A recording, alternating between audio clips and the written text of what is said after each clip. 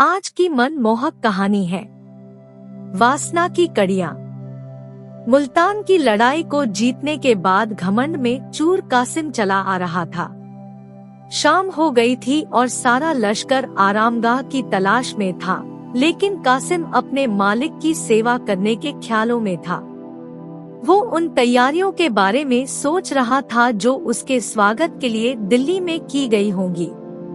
सड़कें झंडियों से सजी होंगी, गलियों, चौराहों और नौबत खाने, फाटक या द्वार के ऊपर का वह स्थान जहां वाद्य यंत्र बजाए जाते हैं के ऊपर गीत गाए जाएंगे। जैसे ही मैं शहर के अंदर दाखिल होऊंगा, शहर भर में मेरे स्वागत के लिए लोग खुशी से चिल्लाने लगेंगे। तोपों की सलामी दी जाएगी। शहर की सारी सुंदर स्त्रियां मुझे ही देखेंगी और मेरे ऊपर फूलों की बारिश करेंगी। बड़े बड़े लोग मेरे स्वागत के लिए महल के द्वार तक आएंगे। मेरे दरबार में पहुंचते ही हुजूर जैसे ही मुझे गले लगाने के लिए उठेंगे, मैं उनके पैर चूम लूंगा। आह, वो समय कब आएगा। कासिम ने इन्हीं ख्यालों में झूमता हुआ घोड़े को भगाया और सारे कैदियों के झुंड, घायल सिपाहियों को, लश्कर को भी पीछे छोड़ दिया। लश्कर के आगे मुल्तान के राजा की बेगमें और शहजादियां और उनके नौकर चाकर थे। इन सवारियों के आगे और पीछे हथियारबंद ख्वाजा सहराओं का एक बड़ा दल था। कासिम अपनी धुन में घोड़े को आगे बढ़ाए जा रहा था। तभी अचानक उसने एक सजी हुई पालकी में से दो आंखों को बाहर झांकते हुए देखा। कासिम दो पल के लिए चौंक सा गया। उसे अपने दिल में एक कंपी सी महसूस हुई। वो नजरें कासिम के दिल के किसी एक कोने में घर कर गई। उसके सामने वही दो आंखें घूम रही थी। उसके दिल में एक मीठी मीठी चुभन सी, एक बेसुधी सी होने लगी। उसका रोने को मन कर रहा था। उसके दिल में दर्द का एहसास जाग गया था, जो प्यार की पहली मंजिल होती है। थोड़ी देर बाद कासिम ने हुक्म दिया, आज हमारा यही ठहराव होगा। आधी रात गुजर चुकी थी और लगभग सारे लश्कर के आदमी गहरी नींद सो चुके थे। पड़ाव के चारों ओर मशालें जलती दिख रही थी। जो जवान सुरक्षा में थे वो भी जामहाइयां ले रहे थे, लेकिन एक कासिम था कि उसकी आंखों में नींद बिल्कुल न थी। वो अपने आरामदायक खेमे में बैठे हुए सोच रहा था कि क्या उस स्त्री को एक नजर देख लेना कोई गुनाह है।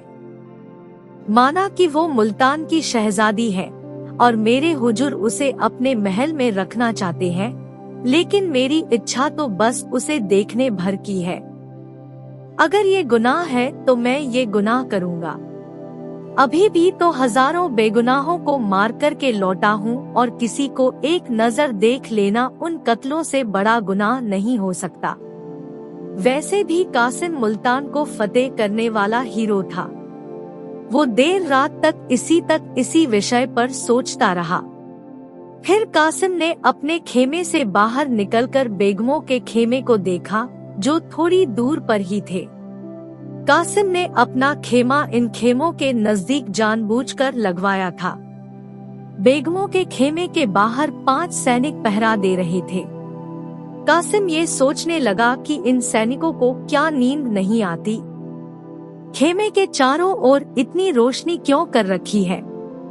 कासिम ने अपने खास को आवाज लगाई, मसरूर। मसरूर कासिम के पास आकर बोला, जी हुजूर। कासिम ने बोला, ये मशाले बुझा दो, मुझे नींद नहीं आ रही। मसरूर, जैसी आपकी मर्जी। यह कहकर मसरूर वहां से चला गया और मशाले बुझ गई। थोड़ी देर बाद एक सेविका शहजादी के खेमे से निकलकर बाहर आई और मसरूर से मशाले बुझाए जाने की वजह पूछी। मसरूर ने कहा, सिपाहदार ने ऐसा करने को कहा है, तुम लोग चौकन्ने रहना, मुझे तो उनकी नियत में खोट मालूम होती है। कासिम काफी व्याकुल था। वो कभी लेट जाता तो कभी टहलने लगता। वह बार बार अपने खेमे के बाहर आकर देखता, लेकिन पांचों पहरेदार अपनी बड़ी बड़ी तलवारें लिए पहरे पर अटल थे। इसके बावजूद कासिम पर यही धुन सवार थी कि आखिर शहजादी के दर्शन कैसे हों। इसके आगे उसे ना बदनामी दिख रही थी और ना ही शाही गुस्से का डर। घड़ियाल ने रात के 1 बजाए, जिससे कासिम चौंक गया, जैसे कोई अनहोनी हो गई हो। कासिम इस सोच में पड़ गया कि अब तो कुछ ही घंटों में सुबह हो जाएगी। 3-4 घंटों में तो लश्कर भी कूच एक जगह से दूसरे जगह जाना कर देगा। कासिम ये सोचने लगा कि अब वक्त कम है, कल तक तो दिल्ली पहुंच जाएंगे।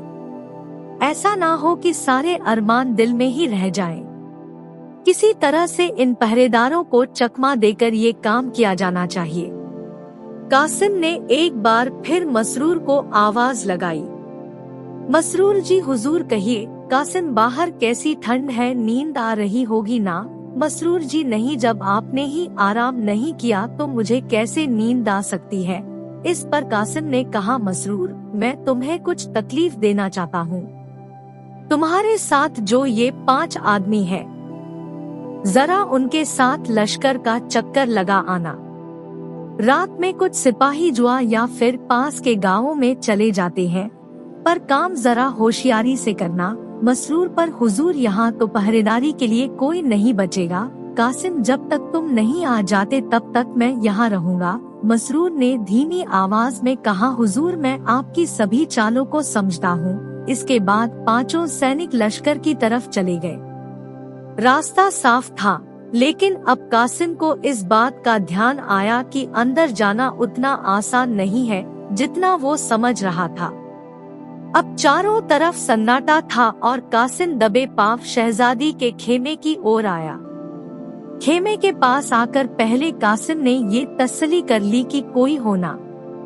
जब उसे इत्मीनान हो गया तो उसने चाकू निकाला और कांपते हुए खेमे की रस्सियां काट दी। अब खेमे के अंदर जाने का रास्ता बन आया तो उसने अंदर एक दीपक जलता हुआ देखा और फर्श पर सोई हुई 2 दासियों को पाया। शहजादी एक आरामदायक मखमली गद्दे पर लेटी हुई थी। कासिम ने अपनी हिम्मत बढ़ाई और सरक कर खेमे के अंदर घुस गया। वो दबे पांव शहजादी के पास गया और उसे देखने लगा। अब उसके अंदर वो डर नहीं था जो खेमे के अंदर घुसते वक्त हुआ था। करीब 1 मिनट तक बिना पलक झपके कासिम शहजादी को देखते रहा।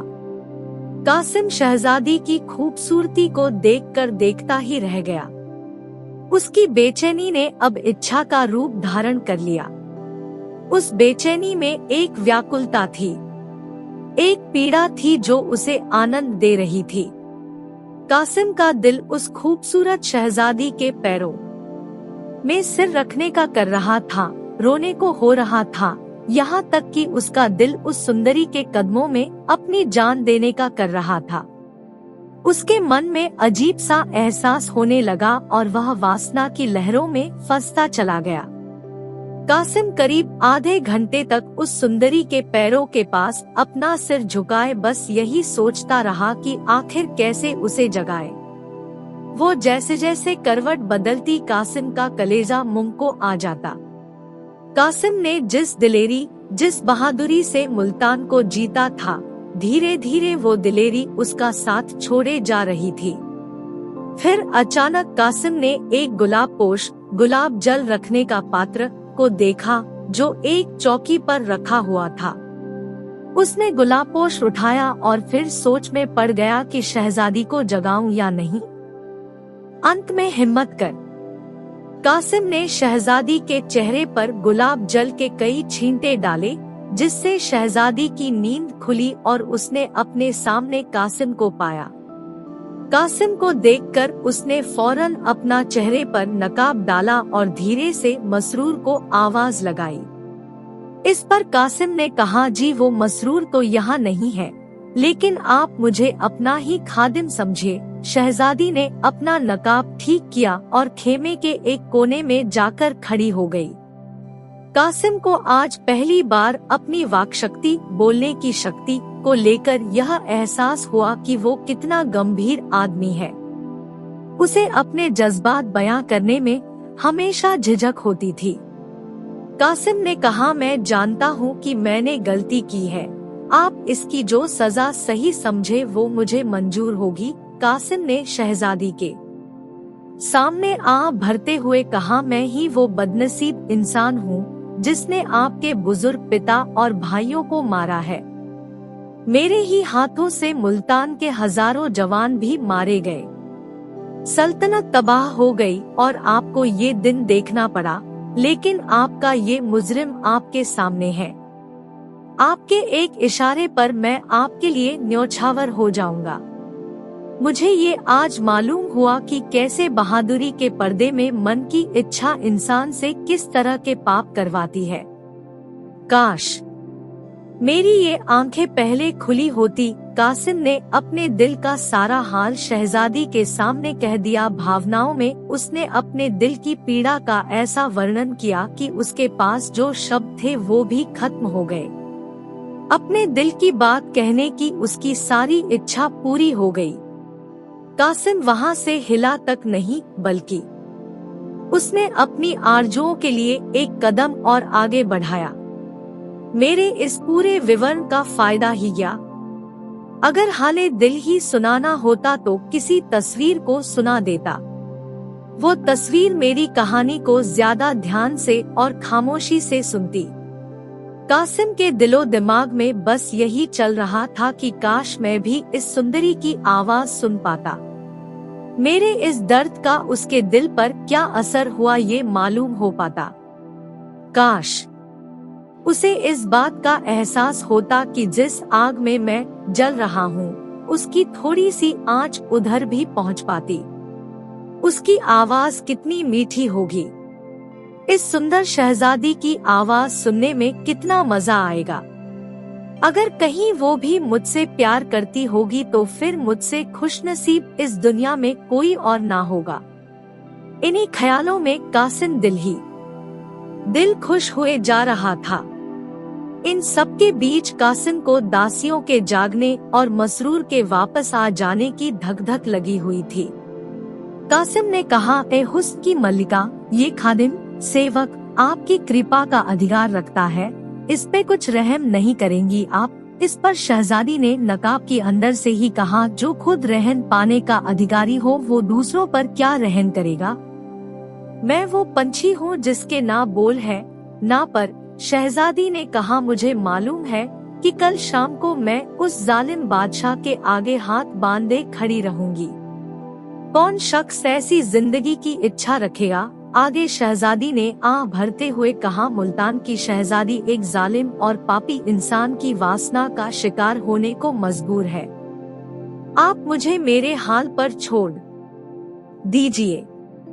मैं तो हूँ ही बदनसीब, ऐसा ना हो कि आपको भी मेरे साथ साथ शाही गुस्से का शिकार बनना पड़े। दिल में तो बहुत बातें हैं पर क्यों कहूँ, उससे क्या ही हासिल हो जाएगा। आप बहादुर भी हैं और आप में खुददारी भी है। खुदा आपको बरकत दे। मुझे आपसे कोई शिकायत नहीं है। मुझे आज मालूम हुआ कि मोहब्बत कितनी पाक है, जो उस दामन में भी मुंह छुपाने से परहेज नहीं करती जो मेरे अपनों के खून से सना पड़ा है। आपसे मेरी बस यही विनती है कि आप इस गरीब को भूल मत जाना। ये पल मेरे दिल में हमेशा एक मीठी याद बनकर रहेगा। उस कैद में यही सपना मेरे दिल को सुकून दिया करेगा। अब आप इस सपने को तोड़िए मत और खुदा के वास्ते जाइए यहाँ से, इससे पहले कि मसरूर आ जाए। वो बड़ा ही जालिम किस्म का है। मुझे तो ये आशंका है कि उसने आपको धोखा दिया है। इसमें भी कोई शक नहीं कि कहीं वो यहाँ ना छिपा बैठा हो। उससे आप थोड़ा होशियार रहिएगा। अब आप जाइए, खुदा हाफिज। ये सब सुनने के बाद कासिम ख्यालों में डूब गया। उसने जो कभी सपने में भी नहीं सोचा था वो पूरा हो गया। वो गर्व से फूला न समा रहा था। वो अपने आप को दुनिया का सबसे खुशकिस्मत इंसान समझ रहा था। कासिम के दिल ने कहा, मैं इस खूबसूरत स्त्री के लिए क्या कुछ नहीं कर सकता? मैं क्यों डरूं बादशाह से? मैं बादशाह का गुलाम नहीं हूँ। मेरी बहादुरी की किसी भी दरबार में कद्र हो सकती है। मैं इस गुलामी की जंजीर को तोड़ डालूंगा और एक ऐसे देश में जाकर बस जाऊंगा जहां बादशाह तो क्या उसके परिंदे भी ना आ सके। हुस्न का आशीर्वाद हो तो मुझे किसी और चीज की इच्छा नहीं। मैं अपनी इच्छाओं का गला क्यों घोटूं? इन्हीं विचारों को मन में सोचते हुए कासिम ने तलवार निकाली और बोला, जब तक मुझ में दम है तब तक आपकी ओर कोई आंख उठाकर भी नहीं देख सकता, चाहे फिर वो बादशाह ही क्यों ना हो। मैं दिल्ली के हर कूचे में खून की नदियां बहा दूंगा, पूरी सल्तनत को तबाह कर दूंगा। अगर कुछ नहीं कर पाया तो मर मिट जाऊंगा, पर आपका अपमान होते नहीं देखूंगा। शहजादी धीरे धीरे कासिम के करीब आई और बोली, आप पर पूरा भरोसा है मुझे, पर आपको मेरे लिए थोड़ा तो सब्र करना होगा। आपकी खातिर में हर तरह की तकलीफ सह लूंगी। आपका प्यार ही मेरी हिम्मत बनेगा। इस बात का यकीन है कि आप मुझे अपना समझते हैं, मेरा सहारा बनेंगे। ना जाने तकदीर हमें फिर मिलाए या नहीं। इस पर कासिम ने अकड़ते हुए कहा, हम लोग दिल्ली जाएं ही क्यों, भरतपुर जा सकते हैं। शहजादी ने कहा, पर हिंदुस्तान से बाहर थोड़े ना जा सकते। जंगलों और वीराने में जिंदगी चैन से नहीं बीतेगी। आप असलियत से मुंह मत मोड़िए।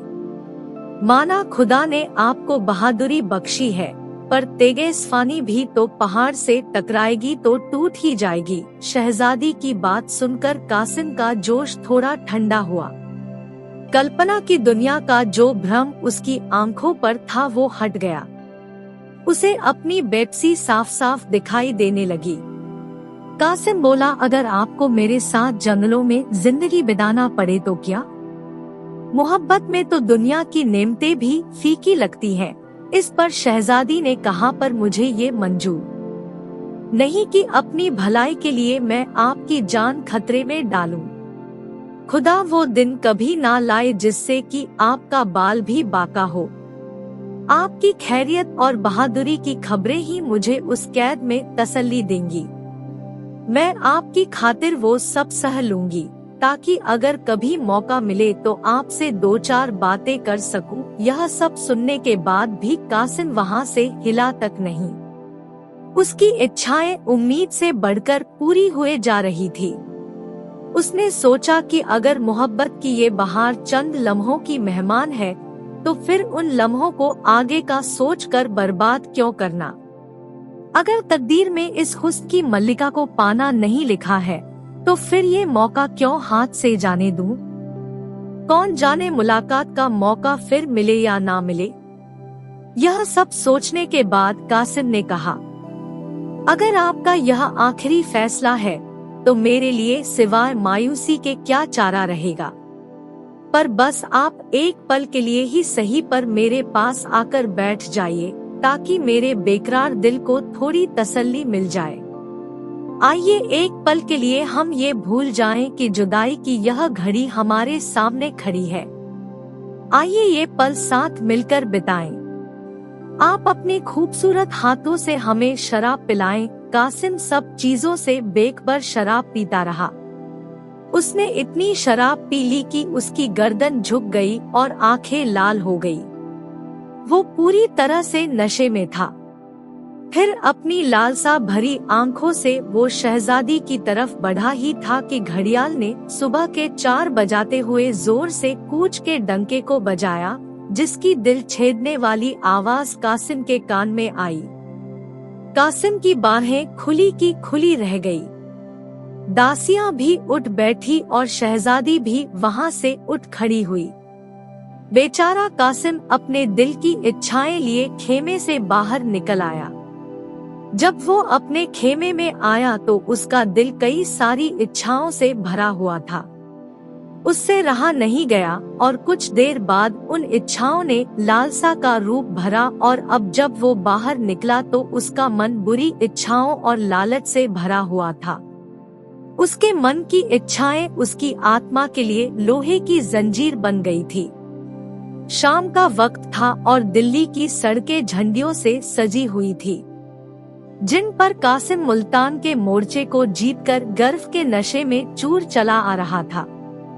गुलाब और केवड़े के फूलों की खुशबू दिल्ली की सड़कों पर चारों तरफ फैली हुई थी। नौबतखानों में सुहाना राग गाया जा रहा था। तोपों ने मोर्चे की अगुवाई में अपनी आवाज बुलंद की। नगर की सुंदरियां खिड़कियों से देख रही थी। फूलों की बारिश हो रही थी। जब कासिम शाही महल के पास पहुंचा तो बड़े बड़े अमीर लोग उसके स्वागत के लिए कतार में बंधे खड़े थे। ऐसे सत्कार के बीच जब वो दीवाने खास में पहुंचा तो उसका दिमाग उस वक्त 7वें आसमान पर था। बादशाह के पास पहुंचते ही उसने शाही तख्त को चूम लिया। बादशाह भी मुस्कुराते हुए अपने तख्त से उतरे और कासिम को गले लगाने के लिए आगे बढ़े। कासिम अपने हुजूर के पैर चूमने के लिए झुका ही था कि मानो उसके सिर में एकाएक जैसे कोई बिजली गिरी। बादशाह का खंजर उसकी गर्दन पर पड़ते ही उसका सिर शरीर से अलग हो गया। खून के छींटे बादशाह के पैरों में, तख्त पर और उसके पीछे खड़े मसरूर की तरफ गिरे। नीचे पड़ा धड़ एक पल में ही ठंडा हो गया, लेकिन हसरत की मारी हुई दोनों आंखें देर तक दीवारों की तरफ ताकती रही। थोड़ी देर में वो भी बंद हो गई। लालसा ने तो अपना काम पूरा कर दिया था, अब तो बस सिर्फ हसरत बाकी थी, जो सालों तक दीवाने खास की दीवारों पर रही और जिसकी झलक अभी भी कासिम की मजार कब्र पर घासफूस की शक्ल में नजर आती है। कहानी से सीख, वासना की कड़ियाँ। कहानी से हमें ये शिक्षा मिलती है कि वासना, बुरी इच्छा, बड़े से बड़े बहादुर व्यक्ति को भी के अंत की ओर ले जा सकती है। किसी भी स्त्री को बुरी नजर से देखने वाले व्यक्ति का कभी भी भला नहीं होता, बल्कि उसका अंत ही होता है। Thank you for watching. Please like, subscribe and share.